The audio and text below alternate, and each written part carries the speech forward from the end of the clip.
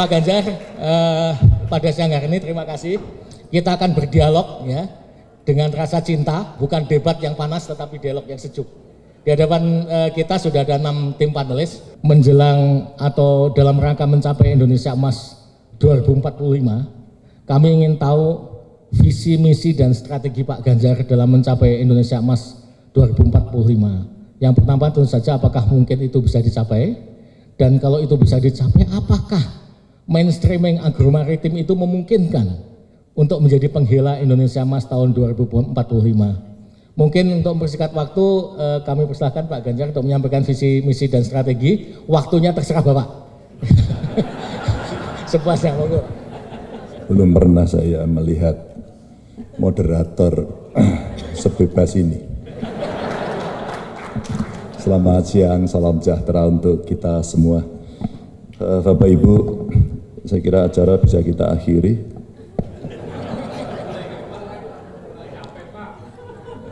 Sudah ada rekomendasi, diskusi apa lagi? Tapi yang pertama, Pak Rektor terima kasih, dari himpunan alumni, ya, terima kasih. Keluarga besar IPB, tamu undangan yang berbahagia, minta maaf saya tidak bisa sebut satu persatu. Saya ingin mengawali dengan sebuah dongeng atau cerita dulu. Ada beberapa poin. Yang pertama, hari ini ada terjadi banyak kegamangan antar negara bicara soal pangan dunia.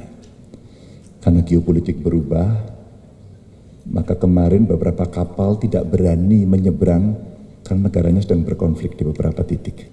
Apa yang terjadi?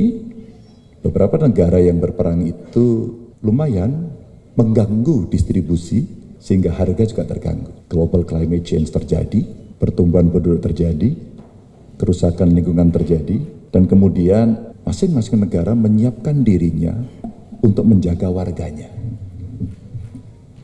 Tiba-tiba beberapa negara penghasil produk pangan mengatakan bahwa sorry, saya tidak akan mengekspor lagi produk pangan. Dan kemudian ya respon awal terjadi kepanikan-kepanikan. Itu yang terjadi pada kondisi hari ini. Lalu kami pernah berbincang dengan para pengambil keputusan di level nasional. Datanglah kemudian lembaga internasional memberikan penghargaan kepada kita bahwa pangan kita cukup. Waktu itu saya masih jadi gubernur dan beberapa gubernur penghasil pangan yang cukup besar di Indonesia diundang untuk menyaksikan, Bu. Dan kemudian tepuk tangan menggelegar karena kita cukup pangannya. Tapi setelah itu kemudian menjadi kontroversi. Karena kemudian tiba-tiba ada kebijakan, loh kita mau impor beras lagi. Gegerlah kemudian cerita-cerita itu. Saya diundang sebuah acara, rapat intern di partai. Biasanya partai berbicara cerita elektoral. Tapi kami senang beberapa kali dalam beberapa tahun terakhir kita bicara kemiskinan, pendidikan, kesehatan ibu anak, stunting, dan terakhir kita bicara kedaulatan pangan. Maka terima kasih Pak Rektor, saya diundang ke sini, temanya pas ini. Kita bicara daulat agromaritim, sebuah mimpi besar agar paradigma kita akan menuju pada titik yang kita inginkan. Rasanya persis seperti IPB didirikan. Urusan pertanian dan pangan itu adalah urusan hidup matinya bangsa.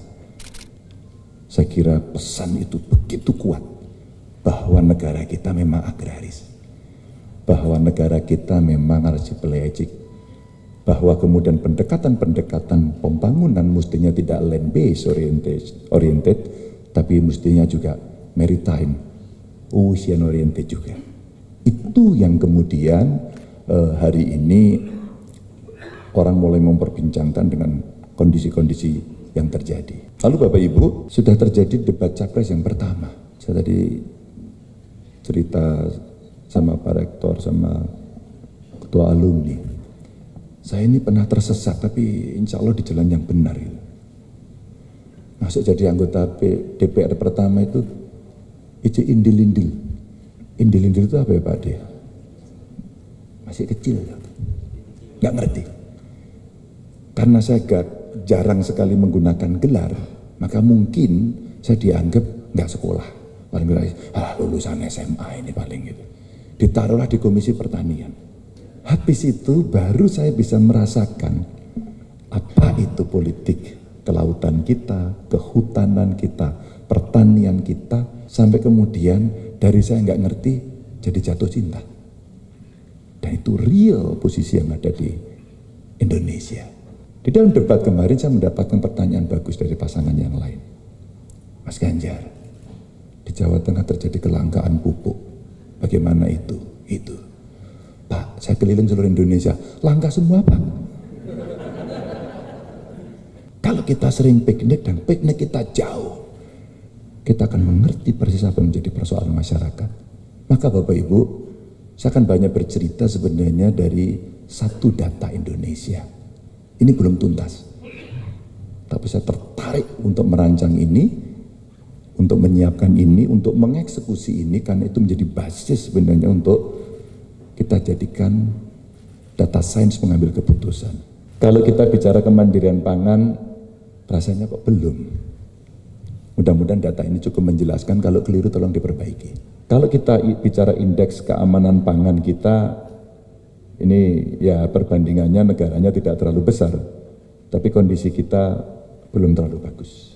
Ini real Bapak Ibu, dari Global Food Security Index, dan kita punya mimpi besar, pangan kita murah. Meskipun pada saat kemarin saya di Magelang ketemu dengan petani saya tanya, hasil pertaniannya mau mahal apa murah? Petani ngomongnya mahal. Konsumen saya tanya, mau murah apa mahal? Maunya murah. Di tengah itulah sebenarnya peran pemerintah. Mana yang mesti kita proteksi, mana yang mesti kita subsidi, dan bagaimana kontrol negara itu bisa kuat. Ini yang terjadi. Saya mulai jualan KTP Sakti.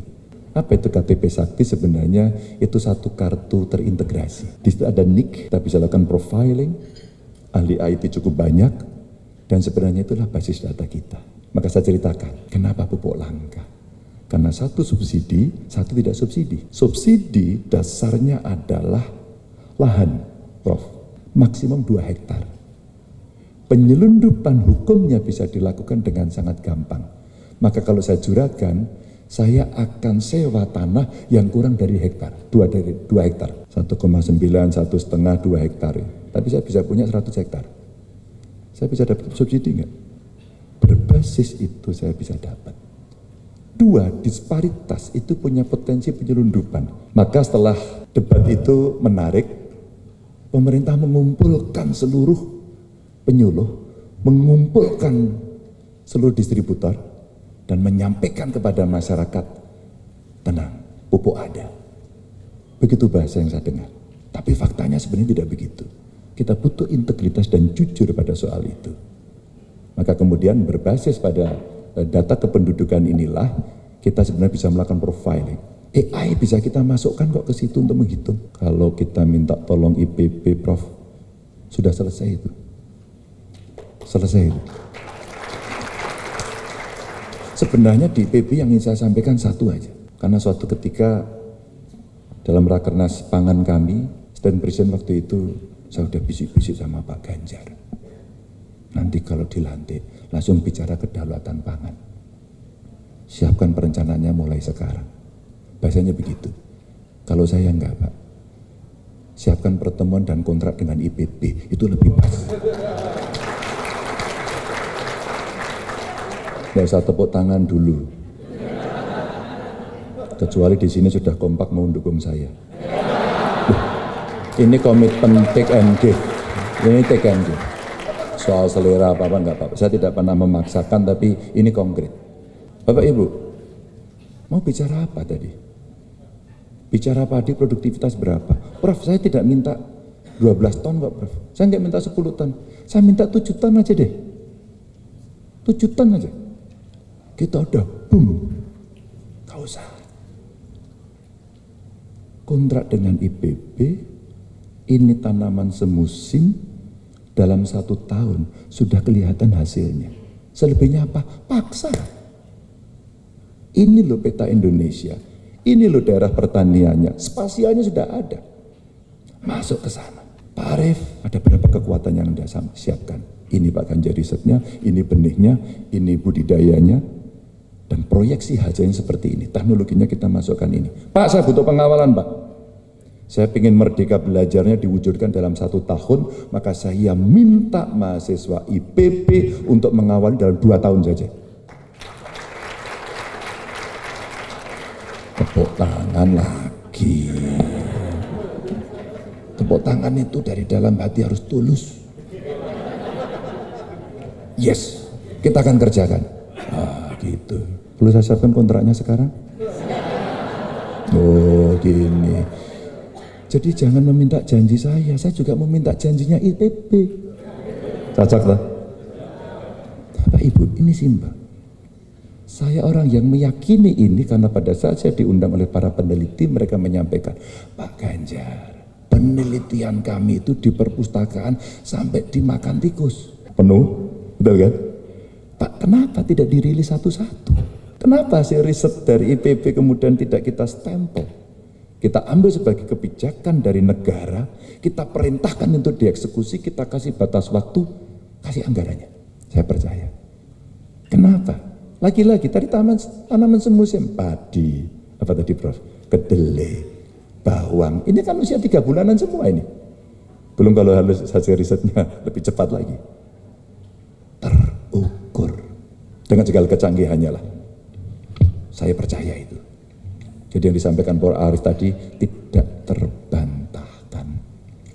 Juara IPB. Gak terbantahkan itu.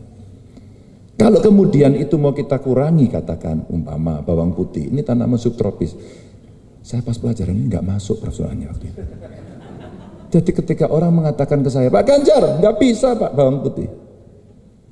Itu tanaman subtropis. Saya tidak percaya. Maaf. Karena itu cara sebenarnya secara politik men-tackle orang untuk kemudian kita tetap impor.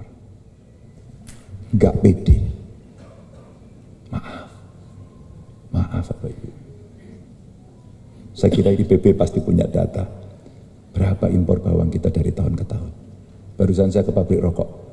Berapa impor tembakau kita dari tahun ke tahun. Kedelai, kedelai Pak, nggak menarik, nggak seksi buat petani. Bahasanya begitu. Karena rendah dibandingkan kalau mereka peer to peer dengan beras, maka lebih menguntungkan beras. Maka basis data yang kemudian kita kelola dengan baik, dengan NIK, kita bisa melakukan profiling itu untuk kita berikan special treatment. Lanjut. Maka Bapak Ibu, ada 3 hal yang saya ceritakan. Satu, bagaimana ekonomi pesisir, nelayan produktif, dan blue economy. Tentu pertanian dalam arti luas itu termasuk perikanan dan kelautan. Lanjut, mewujudkan kedaulatan pangan, smart distribution, smart farming, smart fishing. 3 di atas itu saya katakan IPB punya semua, saya jamin itu. Saya itu gregetan sebenarnya paparan saya hari ini. Karena apa? Di tempat ini itu ada semua. Persoalannya apakah ini bisa kita geser menjadi kebijakan publik? Itu hanya butuh ini. Jalan. Itu hanya gregetan gitu. Kalau itu bisa dilakukan, maka saya sampaikan satu data dengan kualitas air, pakan, nutrisi. Pakan saja coba.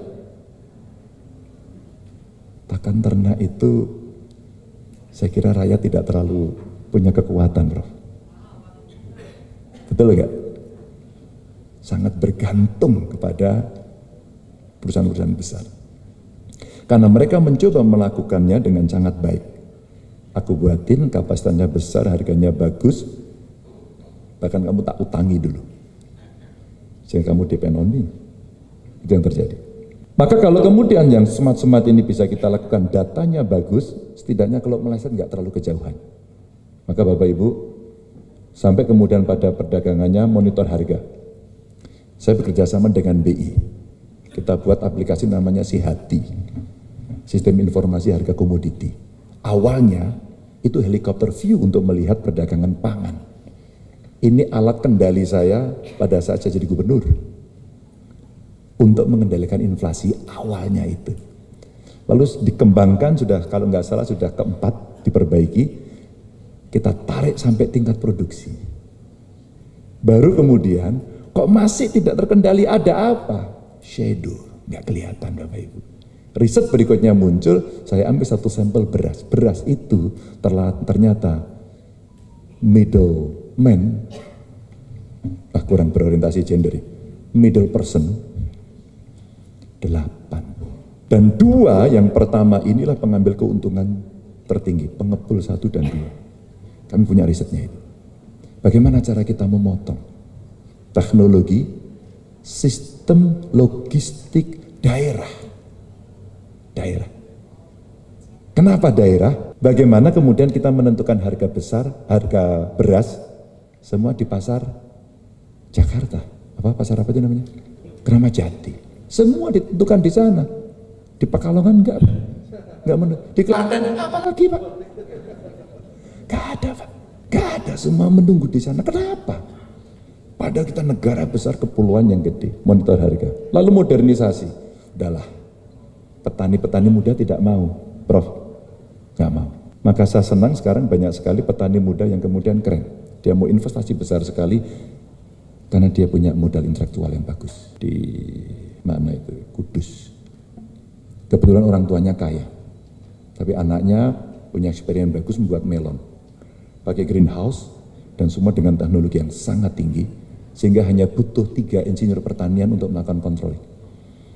Semua dikendalikan dengan AI. Keren banget, anaknya masih muda.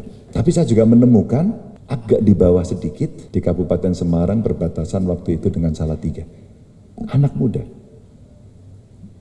Dia konsisten pada pertanian organik.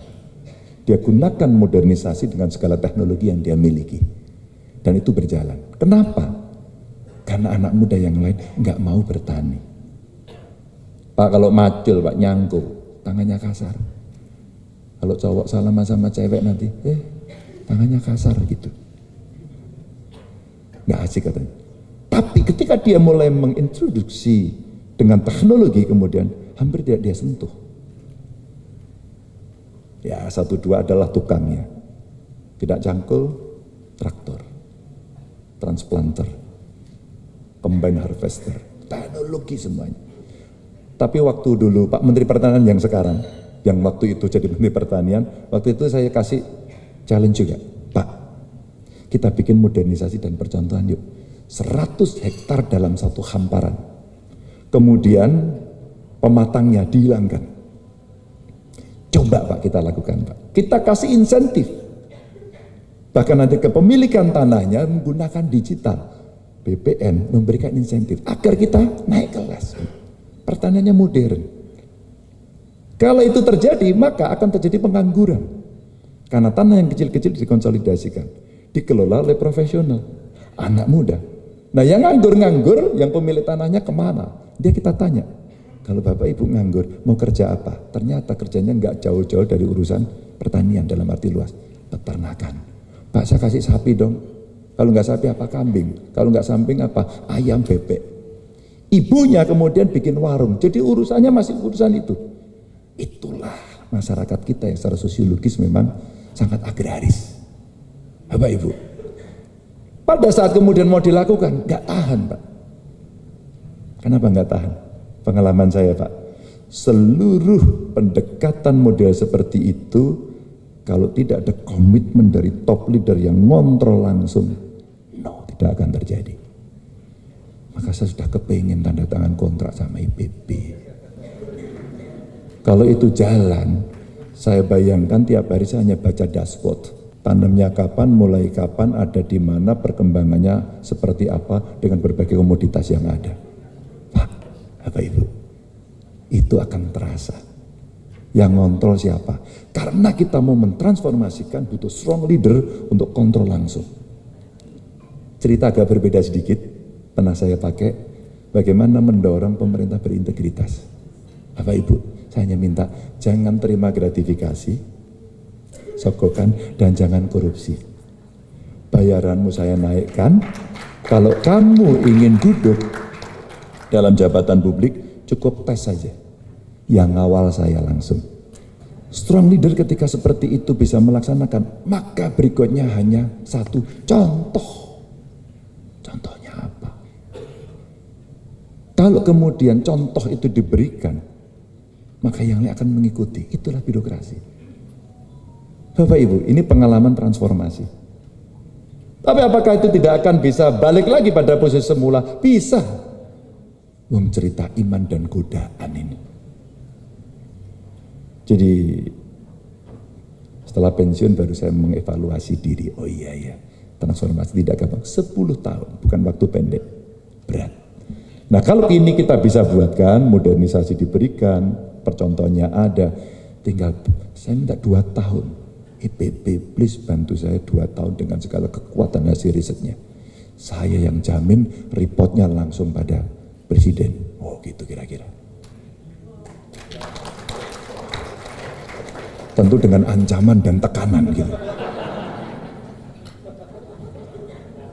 Maaf loh Prof, kita dijajah kelamaan.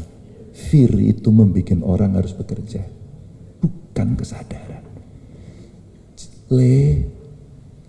Kalau maghrib jangan keluar, gondol wewe.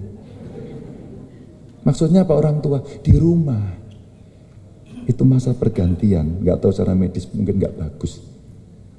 Tapi yang muslim ya sholat, nang omah gitu loh. Itu, tapi ditakuti dulu. Awas loh, kamu jangan kencing di situ loh. Ada tempat-tempat air itu kan. Nanti anumu sakit. Ditakut-takuti. Fear. Dan hari ini semua juga ditakut-takuti. Agar orang melakukan atau tidak mau melakukan. Ini contohnya. Nah, menekan itu sebenarnya dengan konteks kapasitas intelektual yang sangat tinggi, targeted, disiplin, tapi dari top leader. Kalau enggak, bukan tidak percaya, maaf saya sudah praktek 10 tahun soal itu. Manajemen distribusi, industrialisasi dan insentif benih, pakan, ini contoh-contoh saja. Perluasan smart fisheries village. Kalau ini bisa kita lakukan dengan berbagai contoh yang ada, tinggal direplikasi. Tingkat pengalinya berapa ya? Tim saya salah satunya Bapak Ibu kenal semuanya, Pak Rohmin. Siapa nggak kenal? Waduh dengan segala prakteknya. Pak Rohmin kasih lagi kalau mau begini apa. Tolong saya dibuatkan simulasinya. Wah itu punya tim, bagus banget. Maka itu yang kemudian bisa kita sampaikan kepada publik untuk kita bisa tahu apakah ini akan dilaksanakan atau tidak. Seperti itu Pak, 2045 akan terjadi enggak? Saya bilang, saya capres yang mengusung pertumbuhan ekonomi 7%. Anda ambisius? Tidak. Kita harus bekerja super keras dan super cerdas. Kalau itu tidak terjadi 2045, kita tidak akan mimpi Pak. Ekonomi 4 terbesar dunia. 5 atau 7, terserah ramalannya siapa. Tapi kita tidak akan masuk di situ. Kita akan masuk dalam jebakan pendapatan menengah. Maka apa? Ambisi ini mesti kita dorong dengan syarat tadi. Syarat inilah yang kemudian mesti kita kontrol satu persatu. Lalu bagaimana? Regulasi, struktur, dan kultur. Kalau regulasi sudah, strukturnya disiapkan, kulturnya disiapkan, maka transformasinya dilakukan. Tanpa itu, saya tidak terlalu percaya. Bapak Ibu. Anggaran riset yang hanya 0,22, nah inilah 1% dari PDB. Dan kemarin saya ketemu dengan peneliti, ternyata disambut ini. Dan kita mesti yakin, percaya pada kemampuan anak bangsa. Sudah saatnya. Prakteknya sudah 35% dari seluruh riset dihilirisasi tadi. Yang saya dengarkan. Loh, kayak gitu kok mau di-challenge. Kadang-kadang saya merasa IPB ini satu sisi hebat. Tapi sisi kedua kasihan. Karena harus mengeksekusi sendiri sampai masuk mal-mal. Mesake. Itu kan mesti selesai, diambil alih, ya, dikerjakan. 2, boleh pemerintah, boleh swasta. Tapi IPB sudah pakai PT NBH ya? Sudah pakai BH kan? Sudah. Artinya ada unit usaha yang bisa dibentuk pada soal itu. Nah ini.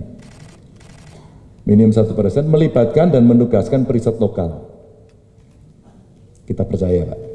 Kalau itu terjadi bisa dilakukan, ketemu. Pengusahanya ketemu, industrinya ketemu, produknya ketemu, go. Kita juara dunia. Saya mendapatkan gambaran dari seorang pengusaha Mas Ganjar, Anda menciptakan lapangan kerja toh, kembalilah ke pertanian. Gitu.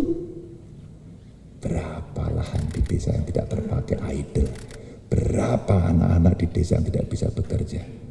Tadi saya ketemu dengan buruh linting rokok, rata-rata pendidikannya hanya SD. Maka kalau kemudian lebih produktif lagi bisa kita lakukan, bahkan mengatakan begini, mari, Mas nggak usah tinggi-tinggi, padi 5 ton saja per hektar, artinya rata-rata sudah tercapai. Tapi ekstensifikasi menggunakan lahan-lahan yang ada. Teknologinya kita siapkan, benihnya kita siapkan. Nanti variannya, yaitu in between lah di situ. Itu akan menyerap banyak sekali tenaga kerja. Tapi saya bilang, boleh konsepnya nanti aja Mas. Kalau sudah ada pasti siapa yang menang. Biasanya gitu, rotok ngirit ini. Karena swasta risetnya mahal. Kalau IPB agak langsung dikasihkan gitu ya. Terima kasih. Lanjut, ini preset ini.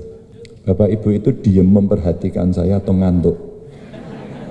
Optimalisasi ekonomi pesisir, 12,5% dari angka kemiskinan berada di sana. Saya tanya teman-teman dari IPB, kalau rumput laut aja yang kita kerjakan gimana? Mas, gede banget. Katanya hanya butuh kedalaman sekitar 10-11 meter, dan ternyata dihitung dari pantai kita, area jenis itu luasnya minta ampun. Tanam rumput laut dihilirisasi sampai beres.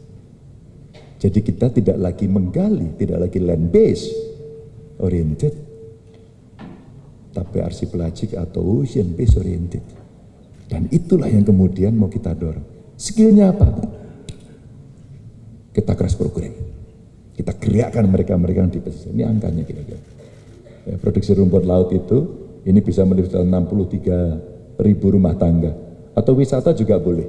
Maka skill setnya perlu vokasi keterampilan, teknik lingkungan, ekonomi manajemen. Nah ini dengan potensi daerah maka ada apa? Desa presisi. Desa presisi. Desa presisi itu sudah kita praktekkan di beberapa tempat. Tapi di internal kami. Ternyata IPB juga sama. Dan ternyata saya tidak tahu so far hasilnya seperti apa, tapi itu Bapak Ibu menunjukkan bahwa kita terukur betul, measurable untuk melakukan. Lanjut. Nah ini data KKP-nya 2022 ini.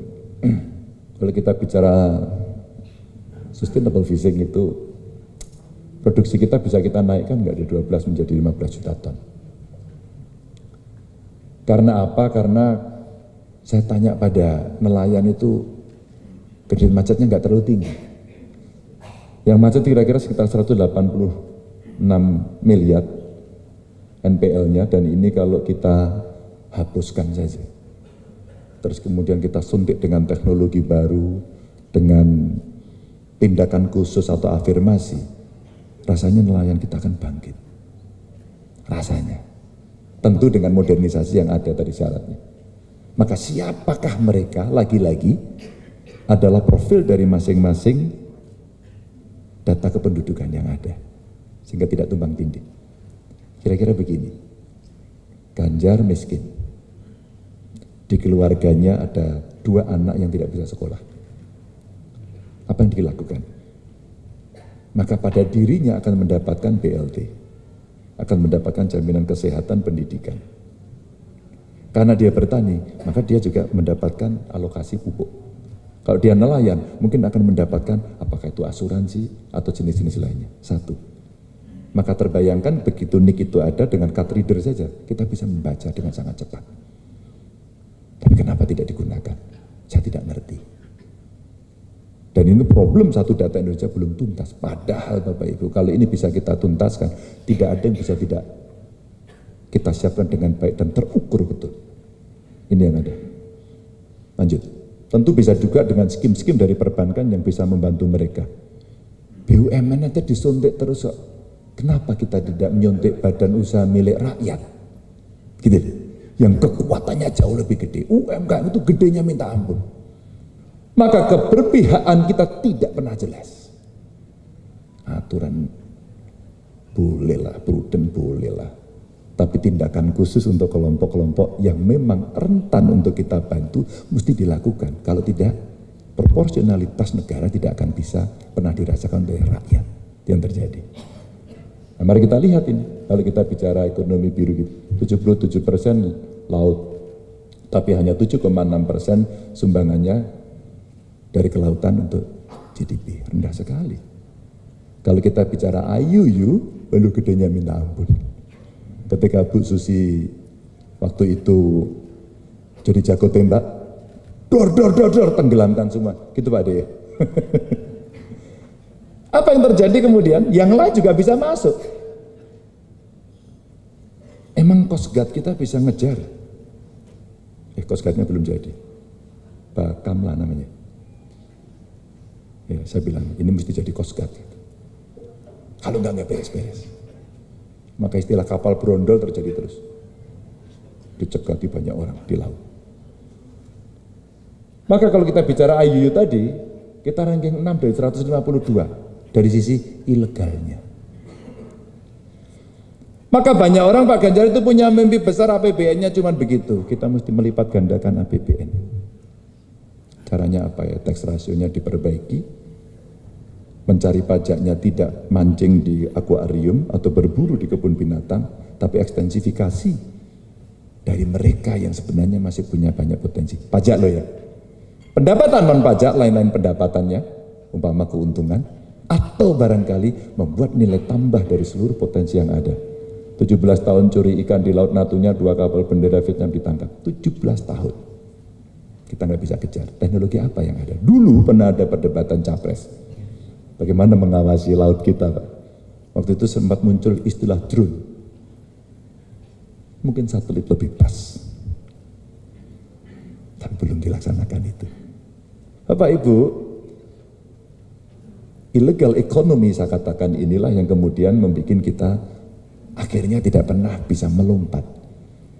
Saya bertanya pada para ekonom, mungkin nanti kalau ada yang minat, bisa nggak membantu saya membuatkan skim APBN kita tidak 3.000 triliun, tapi 6.000. Gimana caranya? Kita akan bekerja keras, kita ukur ulang, kita hitung ulang, dan nemulah kemudian setelah diriset, hilirisasi dilakukan, nilai tambah dapat sampai ke end produknya.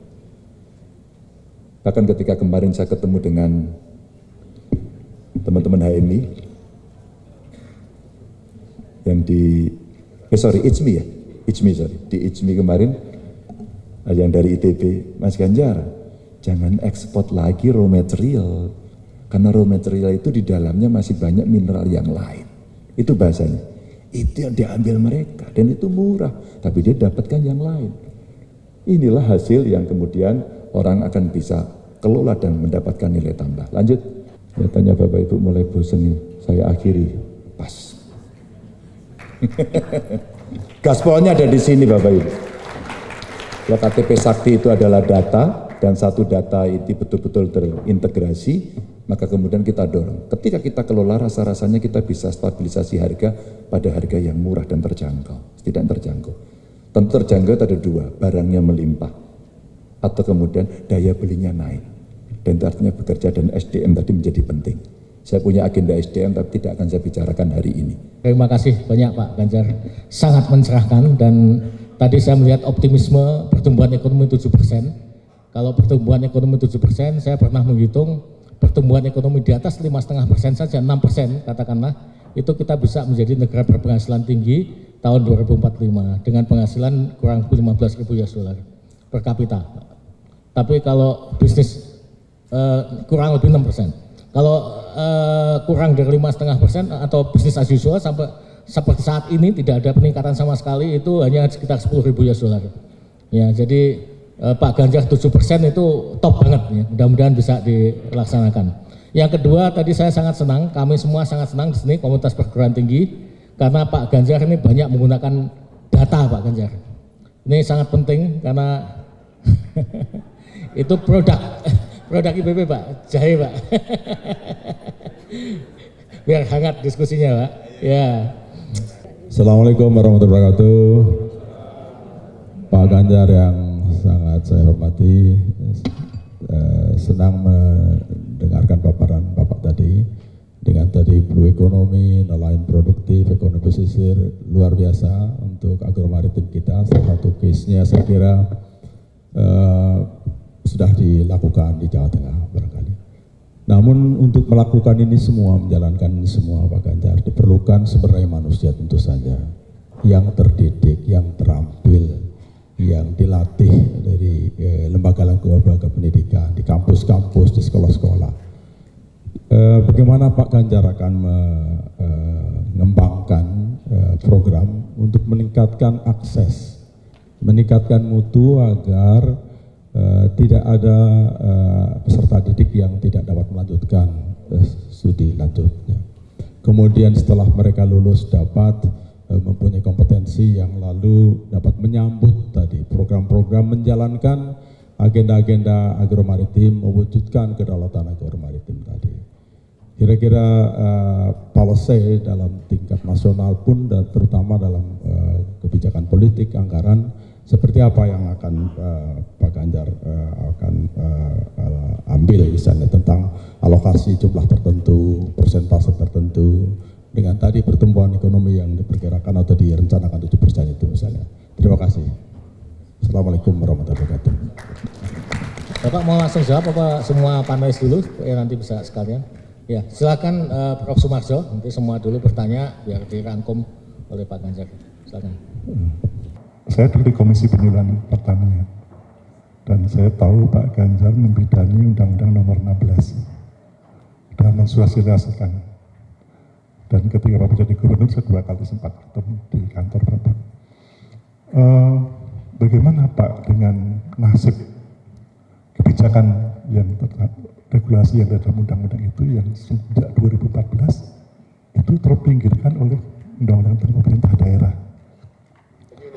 Ya, sehingga tujuan nasional yang mencerdaskan kehidupan bangsa itu untuk kesejahteraan dan adil makmur ya, itu siapa yang mendampingi masyarakat. Nah, saya kira itu singkatnya ya. Kemudian ada Undang-Undang Nomor 19 tahun 2013 tentang pemberdayaan dan perlindungan petani. Nah, di sini akhir-akhir ini pemberdayaan itu terabaikan. Penelitian kami menunjukkan bahwa kalau pembangunan infrastruktur itu tidak dibandingin pemberdayaan, yang menikmati orang luar. Nah, saya ingin mendapatkan gambaran bagaimana mencerdaskan kehidupan bangsa ini. Dan penyuluh itu ada 3, swasta, swadaya, dan PNS. Terima kasih, Pak Ganjar. Terima kasih, Prof. Sumarjo. Yang ketiga, Prof. Suryo Yono. Baik, terima kasih, Pak Moderator. Baik, saya menanggapi tadi yang disampaikan Pak Ganjar tentang pertama, bagaimanapun pembangunan pertanian, kalau kita bicara pertanian itu ujungnya yang pelaku utama adalah petani. Nah, struktur petani kita itu sebagian besar berumur tua, yaitu 37%, 54 tahun ke atas, dan lebih dari 70% dia pendidikannya hanya SMP. Sehingga akan sulit kalau bagaimana modernisasi pertanian itu. Mungkin kami minta tanggapan Pak Ganjar untuk bagaimana strategi agar ke depan itu kan generasi muda berminat di pertanian dan peningkatan kapasitas SDM petani kita. Yang kedua adalah inovasi pertanian ini. Banyak tadi yang inovasi pertanian dari perguruan tinggi, IPB maupun perguruan tinggi yang lain, tapi kalau di kompetisi dengan yang sudah jadi dari perguruan tinggi yang dari internasional, kita pasti kalah. Pasti harus usaha afirmasi untuk inovasi anak bangsa. Terima kasih. Terima kasih, Prof. Suryo, Prof. Evi. Ya, terima kasih, Mas Ganjar yang saya hormati. Mendengar Bapak tadi berorasi atau presentasi, saya membayangkan nanti masyarakat Indonesia Emas 2045 kira-kira kayak Bapak gitu. Status gizinya bagus, cerdas gitu ya. Jadi saya memang agak sedikit menarik dari kedaulatan agromaritim yang ada. Saya agak nanti ke hilirnya, artinya kita sudah punya pangan yang cukup, tetapi kita tadi untuk ke arah Indonesia emas, kita menginginkan Indonesia yang manusia Indonesia yang unggul, dan itu salah satu indikator yang mudah dilihat sekarang dan sudah sangat memasyarakat adalah stunting. Bapak tadi sudah menyebut-nyebut. Satu dari 3 anak kita adalah stunting. Nah, kira-kira bagaimana program yang Bapak akan ajukan untuk pengentasan ini?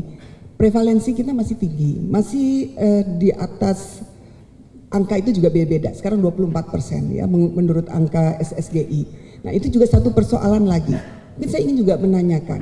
Tadi sudah disebutkan mengenai satu data Indonesia. Nah, kita sekarang untuk satu data stunting. Waktu itu IBB pernah mengajukan untuk ke Direkap, Pak Rektor ya, mengenai satu data stunting. Dan itu harapan kita bisa menjadi satu tolok ukur bagaimana keberhasilan di dalam intervensi atau penanggulangan stunting. Nah, mungkin ini jadi terkait juga mengenai satu data ini, dan kira-kira bagaimana kita bisa mewujudkan segera, karena sudah hampir 6 tahun lebih ya program percepatan ini ternyata cepat-cepat tidak cepat juga gitu ya. Jadi bagaimana data by name by address itu bisa betul-betul terwujud. Ya, dan satu hal lagi, bagaimana kira-kira hasil inovasi, hasil riset dari universitas ini bisa diadopsi nanti untuk program ini. Saya kira terima kasih. Terima kasih Prof. Evi. Selanjutnya Prof. Luki Adrianto. Baik, terima kasih Mas Dodi. Mas Ganjar, orang Pati bicara nih Mas Ganjar. Yes. 80% presentasi Pak Ganjar tadi sangat blue ekonomi Pak Ganjar. Dalam RPJPN, dokumen yang saya baca, salah satu dari 8 agenda penting kan transformasi ekonomi ya Mas Ganjar. Dan kita senang di dalamnya termasuk bagaimana implementasi green economy di sektor kelautan, perairan, perikanan yang kita sebut di kampus sebagai blue economy. Nah, di sana ditargetkan 15% kontribusi PDB maritim 2045, 20 tahun yang akan datang. Sementara tadi kita sudah punya angka 7,6% ya, Mas Ganjar, PDB maritim.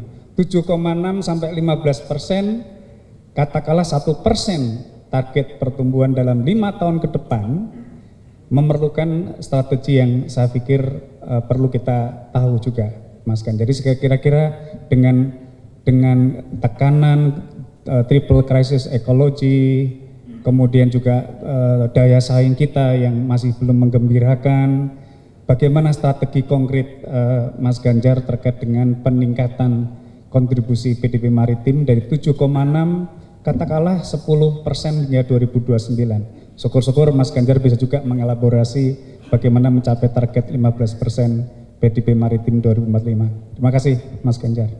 Terima kasih Pak Luki. Selanjutnya Dr. Eva Anggraini. Terima kasih Pak Moderator. Selamat sore Pak Ganjar. Dari presentasi tadi saya sebenarnya sudah sangat optimis ya Pak, yang Bapak visi agromaritimnya sudah sangat kuat. Bagaimana peningkatan produktivitas masyarakat pertanian, nelayan, dan peningkatan SDM, dan itu sudah di dalam visi Bapak. Namun menurut saya ada satu persoalan yang mendasar, yaitu paradigma pembangunan kita yang masih urban bias, di mana perkotaan itu masih dianggap sebagai sentral pembangunan ekonomi, sehingga kesenjangan antara perkotaan dengan pedesaan itu masih sangat obvious gitu Pak.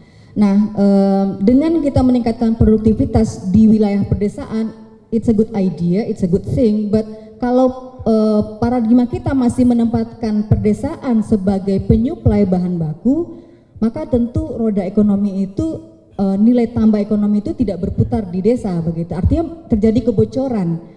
Mengalirnya tidak di wilayah pedesaan. Jadi masyarakat pedesaan tidak akan menjadi yang menikmati nilai ekonomi itu Pak. Nah, kami ingin mendengar bagaimana kebijakan strategis Pak Ganjar untuk benar-benar menempatkan pedesaan ini sebagai motor pembangunan ekonomi. Terima kasih. SDM harus bagus bagaimana? Akses pendidikan, 20% dari APBN untuk pendidikan sudah masuk ke pendidikan belum?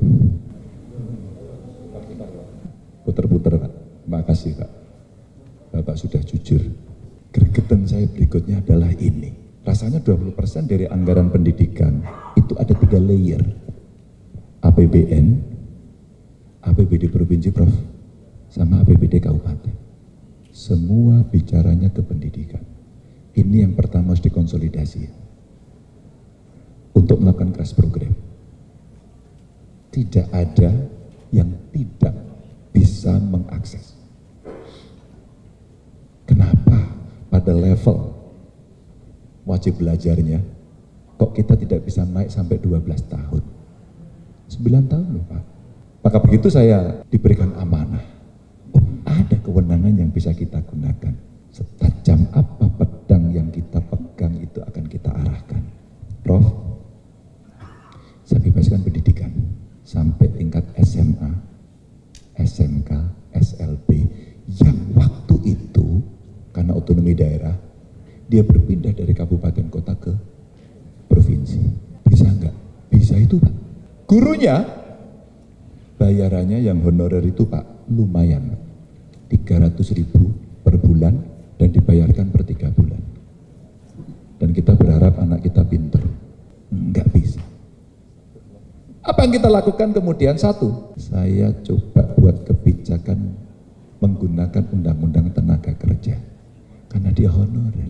Pemerintah saja tidak bisa memberikan contoh yang baik, kok nuntut swasta. Ini koreksi dari pemerintah loh Pak, saya orang pemerintah. Waktu itu udah pensiun. Apa yang kita lakukan? Sudahlah sesuai dengan UMK. UMK terendah di Jawa Tengah itu di Banjarnegara kebetulan Pak. Tapi nggak apa-apa Pak, nggak apa-apa. Itu hanya informasi aja. Maka kemudian naiklah pendapatan mereka dari 300.000 bisa ke 1,6 juta minimal Pak. Guru, saya hakul yakin yang di sini pasti ada bapaknya, orang tuanya, ibunya guru. Guru itu keluarganya tradisinya mesti santun, karakternya kuat, anaknya pinter-pinter. Biasanya gitu, biasanya. Bisa. Seperti apa? Begini aja. Secepat itu.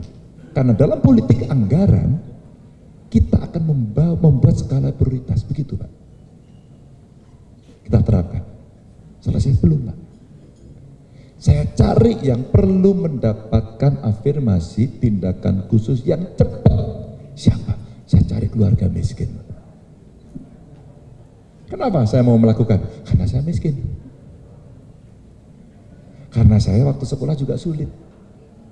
Karena orang tua saya waktu menyekolahkan terlibat rentenir Prof. Hanya pingin anaknya lulus. Wow. Jadi kasih amanah Prof. Apa yang kita kerjakan kemudian? Kita buat sekolah gratis hanya untuk orang miskin. Namanya SMK Jateng. Hampir 100% bekerja Pak. Vokasi level SMA Prof. SMK maaf. Bagaimana kemudian agar mereka bisa bekerja? Kita ajak agak sedikit injak kaki Pak. Menemukan mereka dengan industri. Dan industrinya kita pilih. Besar, menengah. Yang kecil enggak. Kenapa? Karena anak-anak ini kemudian punya pilihan-pilihan dan itu menjadi achievement motivation mereka. Pengen kerja yang mana? Kalau kamu kerja ke luar negeri, ini negaranya yang sudah kita siapkan. Taiwan ada, Korea Selatan ada, Jepang ada, Jerman ada. Kami berkeliling, Pak. Cari market. Beberapa kemudian yang ada di Indonesia, industrinya kita jadikan teaching industry ke mereka, Pak. Maka ini relate. Kawasan industri Kendal itu sudah kerjasama dengan 100 sekian, saya lupa persisnya, dengan SMK, Pak. Kawasan industri Batang baru muncul, kita siapin sekolah vokasinya, Pak. Pak Ganjar hanya didik tukang, no. Ini opsional. Kalau kamu jadi tukang, kamu siap bekerja di situ. Tapi kamu boleh juga kuliah. Saya terharu Pak, ada satu anak itu saya tanya, Pak saya itu keterima kuliah Pak, SMK ini Prof. Keterima kuliah, kamu keterima di mana? Di geologi UGM Pak. Wow. Problemmu apa? Saya nggak punya uang Pak. Cari dulu sana. Maksud saya, anak ini mesti digembleng dulu agar mentalnya baca. Kamu nanti kalau ke UGM tidur di gelanggang mahasiswa. Aku dulu juga gitu. Ada yang juga tidur di masjid juga itu. Kita ceritakan, Pak, tapi karena orang di depan gubernur waktu itu, cari perhatian Pak. Udah Pak Ganjar saya kasih beasiswa. Ya, namanya belum berusaha. Gembleng dulu mentalnya, biar tidak cengeng. Akhirnya kuliah. Ada yang kerja jadi TNI, polisi, di BUMN ada, tapi SMK kan. Tapi satu kemarin Pak, dia di Jepang sambil narik sepatu gitu. Hai guys, sekarang saya kerja di Jepang. Ini impian saya lama. Sekarang saya sudah bisa ngirimi untuk ibu saya di rumah. Dan ibunya single parent. Wah, mengharukan. Bapak Ibu, kenapa ini bisa kita lakukan? Kalau kita sudah membuat skala prioritas, kita bisa lakukan. Nah, kedua akses Pak. Begitu ada PPDB, jelai ini, yang ngeritik saya, Masya Allah, luar biasa. Pak Ganjar titik, no, digebukin Pak. Ternyata berbuat benar, itu tidak bisa. Saya salah, mungkin saya harus berbuat betul Pak tadi itu. Ini ilmu baru ini Pak, nanti saya kulaan ya Pak. Hak ciptanya saya minta ya Pak. Digebui Pak. Pak Ganjar di TV 1 aja nggak bisa. Padahal saya hanya ingin pemerintah ini good governance. Nggak usah best, good aja deh. Ya better than lah dibanding sebelumnya. Hanya itu aja. Improvementnya kita buat. Ditekan Pak. Kalau ditekan kepala dinasnya, dia nggak bisa. Dia akan ke saya Pak. Pak Ganjar gimana Pak, saya harus menjalankan tapi saya ditekan seperti ini. Dan teman-temannya Pak Ganjar semua. Bilang satu kata saja, suruh telepon Pak Ganjar. Saya natai dan saya kurang kerjaan Pak. Tapi misi saya bukan itu sebenarnya. Misi saya mengawal agar good governance terjadi. Ini contoh aja Pak. Mungkin Bapak Ibu pernah melihat seseorang ngecek sekolahan terus ditendang temboknya. Jebol. Mungkin. Kalau suka nonton YouTube loh. Itu daerah Pak yang akses pendidikannya jelek. Satu kecamatan nggak ada sekolah negeri, maka dengan PPDB Prof, anaknya nggak bisa sekolah di negeri. Dia pasti ke swasta. Dan akhirnya rakyatnya tiap hari protes. Pak kalau gini nggak adil Pak. Iya. Dan di kecamatan itu Pak, lahir seorang anak yang akhirnya jadi gubernur Jawa Tengah. Tidak usah ditepui, wong ini kejadiannya cilaka kok ini. Pak, Prof, pertanyaan ini bagus sekali. Akhirnya Pak, berapa sih biaya buat sekolah?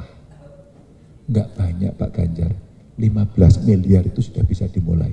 Langsung saya buat, carikan area remote yang tidak ada sekolah dan usia anak-anak sekolah yang lulusan SMP cukup tinggi. Saya petakan Pak, saya bangun, saya paksa Pak. Ketika kemudian kita ajukan ada yang tidak setuju, saya bilang, saya pakai tangan Pak, tangan besi Pak. Yang ini tidak bisa diganggu. Dikawal sendiri Pak. Di Banjarnegara Pak, di Pengadegan Pak. Pagentan di atas Pak. Itu anak-anak pada putus sekolah karena nggak ada sekolah. Kita buatkan SMK di sana Pak. Jurusannya apa Pak? Satu, renewable energy Pak. Gurunya cari di mana? Nggak tahu saya. Pak, bikin dulu untuk merangsang. Dan ketika ada anak yang keterima di sana, dia sampaikan, Dek, kamu jurusannya apa? Itu loh Pak, energi baru terbarukan Pak, EBT Pak. Kamu tahu apa itu EBT? Contohnya apa? Solar Pak, bensin Pak gitu. Dan udah betul Pak, tapi dia diterima. Ya kamu kelak akan pinter, dimulai dari tidak tahu karena ada sekolahan. Jadi kalau kemudian konsolidasi anggaran dari 20% APBN APBD Pak, kita dorong, kita membuat skala prioritas Pak. Saya pengen inline dengan IPB tadi.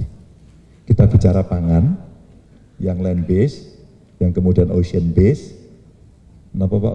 Hutan sama laut. Kalau kemudian Pak Rektor hitungkan kami dong Pak Rektor, potensi itu untuk membuat tendangan, kira-kira dimulai dari mana, titiknya di mana, kapasitasnya berapa, pemerintah mesti apa. Saya minta para peneliti ini. Kemudian kira-kira butuh payung hukum apa agar ini bisa berjalan. Itulah policy. Kalau itu bisa dilakukan Pak, maka kemudian keputusannya gini, 20% dari anggaran akan saya pakai dalam waktu 5 tahun ke depan crash program ini. Yang ini tidak boleh diganggu. Bleng. Saya hakul yakin jadi. Pak Arief, Anda kontrak dengan saya dan Anda PIC-nya. Anda hanya boleh report langsung kepada Presiden. Jalan Pak. Siapa yang berani? Gak berani ya Pak Ade? Kasal gitu, kalau udah gitu langsung siap gerak gitu ya Pak ya? That's a power. That's a power. Maka saya ajak anak-anak muda, yuk ikut terlibat, yuk ini penting. Pidato saya waktu itu Pak, udah saja dijodohkan sama Pak Mahfud, karena saya sudah kenal sama beliau lama. Maka saya ceritakan, kita lakukan purifikasi politik. Yang kata orang tidak kotor, ini sulit, tapi saya harus lakukan. Jadi Prof, soal akses begitu Prof, ini prioritas untuk keras program. Pak Marso ya, Marjo menurut saya. Pak nasib penyuluh Bapak betul Pak. Ada dua cara. Satu, kembali kita buat program prioritas untuk memenuhi kebutuhan. Dua, menggunakan teknologi Pak. Pak penyuluh itu Pak akhirnya nasibnya awalnya lumayan Pak, jalan. Berikutnya tambah lumayan Pak, lumayan gak jelas. Sehingga saya tanya si penyuluh-penyuluh yang bukan PNS Pak, Dek, habis direkrut ya? Iya Pak, kontraknya dulu kan nggak akan minta jadi PNS toh, gitu waktu itu loh Pak itu. Iya betul. Udah tanda tangan ya, jangan minta jadi PNS dong, profesional aja. Meskipun saya ke Kementan bicara bahwa tolong model asesmennya, kalau dia 3 tahun dikontrak dan 3 tahun itu kemudian dia hasilnya bagus, langsung diangkat aja. 3 tahun kan cukup. Berapa tahun? 3. Ketawa lagi, uang ini cerita tahun pertama, kedua, ketiga. Jangan diasosiasikan politik loh. Pak, waktu itu saya tanya, gajimu bagaimana? 10 bulan Pak. Itu 2 bulan nggak digaji loh Pak. Langsung saya angkat senjata Pak. Bapak Des Pertanian saya panggil, Mas, yang 2 bulan provinsi yang bayar. Baru Pak saat itu menjadi inspirasi tempat yang lain. Karena apa? Saya ikut membidani lahirnya. Ya Bapak juga dulu kasih masukan. Dan makin hari sekarang makin kurang Pak. Tapi kelompok tani sekarang mulai muncul baru-baru dan kemudian mulai muncul anak muda. Nah dia sebenarnya punya kemampuan untuk swadaya Pak. Tinggal pendampingan. Maka saya sampaikan di beberapa tempat sebenarnya kayak IPB bisa kita minta untuk Merdeka Belajar. Jadi penyuluh temporer Pak. Kalau sudah praktek oke, IPB semua bisa, apalagi pertanian, gitu kan Pak ya? Betul ya Pak? Saya nggak salah kan? Itu Pak, cocok. Dan saya udah berkali-kali loh Pak minta dari IPB dan dikasih Pak saya. Soal hama, soal penyuluh, keren. Dan maaf kalau saya salah ya. Tapi karakter kawan-kawan saya yang sekolah di IPB, teman-teman saya dulu, teman SD, SMP, SMA gitu ya. Itu karakternya yang kuliah di sini tuh orang desa. Orang desa yang punya background keluarga, maaf ya, sederhana, miskin, dan sekitarnya itu pertanian. Dan itulah yang kemudian merubah nasib keluarganya karena dia kemudian menjadi smart, jadi pinter, dan kemudian dia tularkan itu. Ini karakter. Karena waktu dulu kan ada, apa namanya, jalur tanpa tes itu. Proyek Perintis 2, ya. Berarti yang tahu itu tua-tua. Dan IPB itu dulu yang mempelopori. Dan itu keren. Makanya, maaf ya kalau saya salah, tapi rasanya betul itu. Dan kemudian begitu sekolah di sini, boom, dia pulang kampung luar biasa. Merubah semuanya. Dan itu mengaruhi desa-desanya. Merinding Pak kalau saya ketemu, karena saya menemukan, itu putranya Pak itu sekolah di IPB. Sekolah dua-dua kami ada di tani. Gitu, dinyek lah. Tapi ternyata dia kerja di tempat bergengsi, pendapatannya tinggi dan orang tuanya kemudian mendapatkan kebanggaan karena anaknya itu. Ini penyuluh Pak, bagaimana dengan Oda? Enggak Pak. COVID Pak, itu menunjukkan bahwa ternyata daerah itu taat sama pusat Pak. Banyak perintah-perintah ternyata dilaksanakan. Jadi ini problem komunikasi politik Pak. Jadi jangan takut Pak. Kalau Pak Ganjar gimana? Pasti saya hidupkan lagi Pak. Penyuluh pasti saya hidupkan lagi Pak. Tapi bagaimana dengan perlindungan apalagi pemberdayaan? Nah, penyuluh itu sebenarnya adalah transformasi untuk memberdayakan. Makanya ada satu Pak, banyak temuan-temuan hasil inovasi dari petani itu rumitnya minta ampun kalau mau mendapatkan legalitas. Enggak lah, yang gini-gini itu mesti ada semacam apalah dewan penilai gitu ya, kira-kira yang mesti kita gampangkan Pak. Maaf dengan segala hormat, ada negara itu saya tanya, negaramu itu kok bisa maju gimana toh bro gitu. Ternyata Pak, nggak peduli dia dicontoh semua Pak. Nanti kalau dispute kita lawan gitu. Sehingga sekarang berkembang cepat. Tahu kan pasti negaranya mana? Itu. Karena gede Pak, dia kuat Pak, dia berani lakukan itu. Maka kalau kemudian kita melihat tadi, perlindungannya itu insentif, subsidi Pak, off taker. Nah ini, tadi ada pertanyaan juga. Off takernya siapa? Pemerintah. Dan sekarang sudah ada namanya e-katalog lokal. Nah saya suka sekali mendampingi itu. Biasanya kelompok perempuan Bu. Kelompok perempuan, UMKM, dia kebingungan kita ajari digital ekonomi, e-commerce, kemudian manajemen produksi, keuangan, semuanya. Terus kemudian apa? Pembelinya kita off takernya. 40% dari APBN APBD itu sudah diperintahkan untuk membeli produk lokal. Ini momentum menurut saya. Tinggal komitmen. Ada yang punya komitmen tinggi, tapi ada yang komit gitu. Ini perlindungan. Nah pemberdayaan itu sebenarnya dari penyuluh itu tadi untuk bisa mendampingi dan mentransformasikan sehingga dia bisa sendiri. Di Boyolali itu banyak sekali sapi. Pernah kita hitung dia sapinya kalau nggak 1, 2. Dan dia mengatakan inilah harta saya. Rojo Brono katanya. Terus kemudian keluar susunya. Nah itu skala ekonominya nggak ada. Tombok itu. Pakannya, obat-obatan, nah itu tombok. Dijual harganya belum tentu. Kita pernah menghitung kalau satu keluarga itu atau satu rumah tangga itu 6 sapi, maka punya skala ekonomi minimal. Lalu pakan ternaknya masalah. Kenapa? Karena mereka bergantung seperti yang saya omongkan. Maka saya bilang, kenapa tidak membuat mini pakan ternak? Saya hakul yakin itu diserahkan ke IPB, teknologinya jadi. Teknologi nilai tambah. Based on community, mau koperasi juga boleh, mau bentuk yang lain boleh. 2015 kalau nggak salah, 2005 kalau nggak salah saya pergi ke Korea Selatan. Saya ketemu dia bekas ketua parlemen. Ternyata dia ketua atau presiden Small Undong. Dan waktu itu dia menceritakan bahwa orang Indonesia sudah ada sekitar 2000-an belajar di sana. Yang menarik dia ceritakan, kami mengelola pertanian kami ini dengan cuaca yang kurang bagus, dengan kondisi alam yang jelek. Kami belajar dari KUD Indonesia. Dan baru beberapa tahun terakhir ini, kalau nggak salah baru 2 tahun, Korea Selatan mengatakan kami swasembada pangan. Baru, Bapak Ibu, ini Korea Selatan. Dan dari situlah kemudian Bapak Ibu diberikan kepada kami bagaimana proses pemberdayaan tadi Pak. Karena ada pendamping, tapi ini LSM, Small Undong, Pak Suryo ya ini. SDM muda tidak tertarik di pertanian, nggak ada insentif kok Pak. Tadi tangannya itu kasar. Coba anak-anak muda, mahasiswa IPB, punya visi luar biasa dengan teknologi yang maju, suruh KKN tematik. Dia live in dengan masyarakat, terpengaruh Pak. Atau barangkali daerah bisa mendorong untuk mengirimkan anak-anak muda yang berprestasi, entah caranya apa, untuk disekolahkan ke IPB. Tanda tangannya IPB sama kita, Anda membuat upskilling kepada mereka. Kalau kemudian itu bisa dilakukan, mesti senang. Anak-anak muda, kalau kamu bisa buat ini sampai level ini, kamu tak kasih beasiswa short course ke IPB. Kita minta tanda tangan ini. Jadi Pak, ada insentifnya Pak. Orang mau Pak.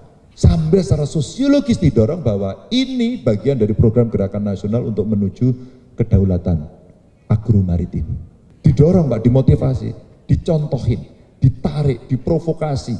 Kalau diam-diam aja dan bicaranya hanya membuat program, lalu outputnya dilaporkan, nggak ada hasilnya Pak. Saya berani bertaruh.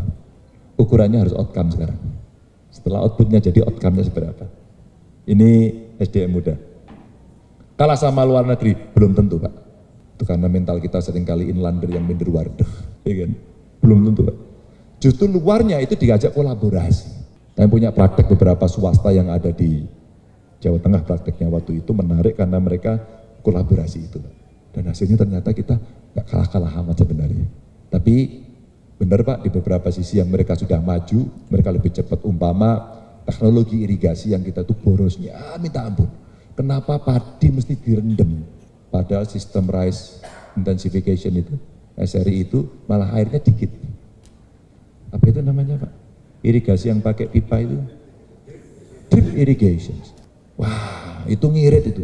Jadi sungai itu ini ya untuk irigasi, ini untuk kebutuhan baku, ini untuk pariwisata, dan tidak ada cerita ini di banyak negara yang pernah saya mintai masukan itu. Itu ternyata bisa dilakukan. Ini Pak Suryo, SDM muda yang mesti diberikan insentif, didorong, modeling, dicontohin, dan satu lagi Pak, bahasa marketingnya harus ini diangkat-angkat Pak, sebagai satu contoh. Maka orang kemudian akan pengaruh. Bahasa sekarang Pak, itu namanya paham baru Pak, namanya viralisme. Coba kalau ada anak satu, diviralin, kemudian dikomentari semuanya, pasti oke. Pasti oke. Saya mengajak anak muda, anak muda berpolitik lah, jadilah jurkam saya. Jadilah jubir saya lamar kalian. Wah saya senang itu, ada anak-anak muda kemudian melamar, saya tugaskan betul. Dan sekarang dia mulai dibicarakan di tingkat nasional. Dan namanya Seno, Baskoro, ada yang namanya Novi, yang kuliah di Tiongkok itu. Ya, ada satu tapi dia akhirnya mendapatkan tekanan, sekarang dia kerja di pemerintah Australia. Dia salah satu penemu dari AstraZeneca. Saya mau Pak, cewek. Waduh, saya seneng banget. Tiba-tiba ya biasalah model seperti itu. Aku kasihan sama, yaudah kamu kerja dulu aja di Australia. Tapi kalau kamu sudah nanti tenang lagi, kamu mau saya ajak. Anak muda dikasih kesempatan. Nah kalau enggak, anak muda disalahin terus gimana? Enggak pernah mendapatkan peran. SSGI Bu Evi ini pernah menjadi problem Bu. Data SSGI itu mesti stuntingnya enggak turun-turun. Bu, kami dulu pernah punya program namanya Jateng Gayeng Nginceng Wong Meteng. Ketawa kan. Perhatian sama ibu hamil. Maka dengan bersanda saya sampaikan, kalau untuk mencegah stunting, mau dikasih makan, gratis yang dikasih itu ibu hamil. Itu betul. Dan 1000 hari kehidupan pertama. Bu, saya kalau lihat orang hamil sekarang refleks, Bu. Berapa bulan? Anak nomor berapa? Sudah periksa belum? Itu paket kalau bawa baby. Anak nomor berapa? Hasilnya eksklusif enggak? Wah enggak Pak, soalnya begini. Enggak, besok eksklusif, ayo. Problemmu apa? Ayo mana kadesnya? Ayo sini ada enggak? Bidan. Gimana caranya mengurut, kasih asupan untuk ibunya agar asinya bisa keluar? Itu saya sampaikan. Kenapa ini saya ceritakan Bu? Itu soal cerita kebiasaan. Pak Ganjar saya kerja di pompa. Ini kerjaan sepele, gara-gara apa Bu Evi? Saya didatangi orang dari PBB dan tanya, Pak Ganjar minta maaf, jadi gubernur sudah berapa lama? Wih, Semik, aku devaluasi Londo ini. Gitu. Saya baru 2 tahun waktu itu Bu. Anda tahu nggak, aki AKB Anda itu tinggi. Opo ini aki AKB gitu. Baru saya tahu Bu indeks. Angka kematian ibu melahirkan dan angka kematian balita. Baru saya indeks kami tinggi Bu. Dan yang menarik di Jawa Tengah itu saya kaget datanya. Nomor 1 di Brebes, nomor 2 di Kota Semarang. Loh ini satu daerah miskin, satu maju. Kok bisa? Yang menemukan bidan Bu. Apa kata si bidan itu setelah membuat simulasi Bu? Komunikasi. Maka di Boyolali Bu, ibu hamil yang bermasalah kandungannya, itu benderanya, di rumahnya dikasih bendera merah Bu. Sehingga semua aware, bidannya aware bahwa di situ ada seorang ibu yang lagi hamil dan butuh perhatian. Ini lokalitas yang menarik. Itu kreatif menurut saya. Lalu itu saya adopt Bu dengan program karena saya punya jargon Jateng Gayeng gitu. Sebenarnya program saya nginceng wong meteng gitu. Perhatian sama ibu hamil. Maka paketnya itu. Dan kalau ada suami saya tanya, bro kamu kalau mau periksa, istrimu mau periksa, kamu temenin apa enggak? Ini edukasi kepada mereka. Yang kedua Bu, kami punya program Bu, jo kawin bocah, jangan menikah dini. Dan itu menjadi advokasi Bu. Ini program stunting. Lalu bagaimana melaksanakan ini? Perintahkan Bu, targetkan Bu, evaluasi Bu. Bu, kepala daerah itu kalau dievaluasi bareng-bareng disebut satu persatu itu lumayan malu. Mohon maaf, Pak Gubernur Jawa Tengah stuntingnya masih tinggi Pak. Oh siapa? Sambil malu. Ini kepala dinasnya awas ya gitu. Kira-kira gitu. Maka kita keliling yang mesti kita lakukan untuk itu. Tapi perdebatan data SSGI itu kemudian ya menjadi cerita-cerita yang udahlah nggak usah marah-marah, yang penting kita selesaikan. Apakah setuju satu data stunting? Bu, begitu KTP dengan apa namanya nick-nya, lalu kita bisa profile, maka ada data dinamis, Bu. Mau pakai untuk kepentingan apa? Satu data stunting itu juga banget, Bu. Sampai saya tahu, Bu, rata-rata ibu mengandung yang kandungannya bermasalah atau risti itu, Bu, 20%, Bu. Karena 20% tidak terlalu banyak, maka kami dulu ngajak perguruan tinggi, Prof. Untuk apa? One student, one client. Jadi kita minta Merdeka Belajarnya menugaskan satu mahasiswa, biasanya yang sekolahnya hubungan dengan kesehatan, mendampingi ibu hamil sampai melahirkan, Bu. Kita mintai pertanggungjawabannya dunia dan akhirat. Kalau ketahuannya ibu hamilnya sudah 9 bulan, Bu, dia tugasnya 10 hari, Bu. Tapi ibu hamilnya udah berapa? Pak, baru 1 minggu, nah dia bakal 9 bulan ini. Tapi ini sebenarnya experiential learning, Bu, untuk seorang mahasiswa.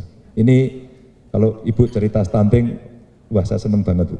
Karena ini masa depan Indonesia dan kalau gagal nggak bisa balik.